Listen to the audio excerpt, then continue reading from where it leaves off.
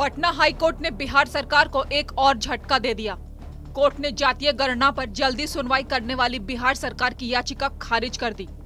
अब इस पर कोर्ट ने जो पहले तारीख तय की थी उसी तारीख को सुनवाई होगी, यानी पटना हाईकोर्ट में इस मामले की सुनवाई 3 जुलाई को ही होगी।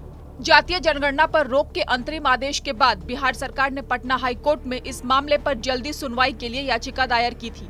सरकार का कहना था कि मामले में जल्दी सुनवाई हो ताकि जातीय गणना का बाकी काम पूरा कराया जा सके, लेकिन कोर्ट ने मामले में जल्दी सुनवाई से इनकार कर दिया।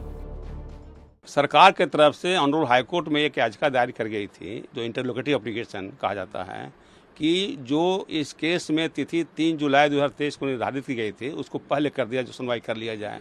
उनका मुख्य कारण था कि सरकार को लग रहा था कि ऑनरेबल हाईकोर्ट मेरिट पर डिसाइड कर दिए, इसको पेंडिंग रखना जरूरी नहीं है। इस पर ऑनरेबल हाईकोर्ट का आज स्पष्ट रूप से ओपिनियन था, जो आदेश में आया है कि मामला जब ऑनरेबल सुप्रीम कोर्ट से डायरेक्शन हुआ था कि 3 दिन तक सुन के एक अंतरिम आदेश पारित करें, अब सरकार को पूरा मौका दिया गया, 2 दिन हियरिंग हुआ। उसके बाद हम लोग पाया, हाईकोर्ट ने प्राइमा फेसी पाया कि कास्ट बेस्ड सर्वे जो हो रहा है वो असंवैधानिक है और स्टेट को कॉम्पिटेंस नहीं है कि कास्ट बेस्ड सर्वे करें, इसलिए रोक लगाई थी। तब इस पर एडवोकेट जनरल का कहना था कि कम से कम हम अंडरटेकिंग देते हैं कि हमको कास्ट सर्वे करने दिया जाए, हम इसको डाटा लीक नहीं करेंगे।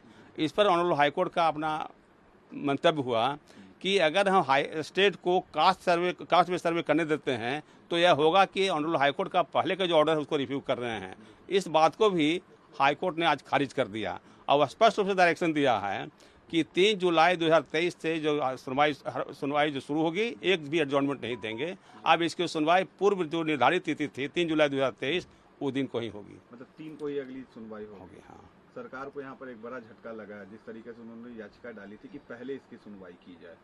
तो इस मामले में सर अब आगे आप लोगों को क्या लगता है, क्या इसमें फैसला है? जब हाईकोर्ट प्राइमा फेसी पाया कि सरकार को कॉम्पिटेंस नहीं है, जब इनके सूची में नहीं है, ये भारत सरकार की सूची में है, आई कास्ट बेस्ड सर्वे जो कर रहे थे, एक तरह से सेंसस कर रहे थे, जो बिहार सरकार के जुरिडिक्शन में नहीं है, और जो इन्होंने पॉलिसी लिया था उसमें स्पष्ट नहीं किया था कि पॉलिसी लेने का बिहार सरकार क्या मंशा है। तो कोई रूल बनाते हैं, जो स्टैट्यूट बनाते हैं, तो एम ऑब्जेक्ट होता है, ये कुछ नहीं था। इसलिए हम लोगों ने कहा कि अगर कोई पॉलिसी होगा तो डिसीजन रिफ्लेक्ट करता है कि काहे के लिए बना रहे हैं। तो इस सब पाते हुए ऑनरेबल हाईकोर्ट ने इसको कहा कि नहीं, जो कास्ट बेस्ड सर्वे हो रहा है उस पर रोक लगाई जाए। और 3 के बाद जो सर सुनवाई होगा उसको एडजॉर्न नहीं किया जाएगा? नहीं, इस पर स्पष्ट होगा कि एडजॉर्न नहीं किया जाएगा, लगातार उस पर सुनवाई होगी। बिहार में जातीय गणना 7 जनवरी से शुरू हुई थी।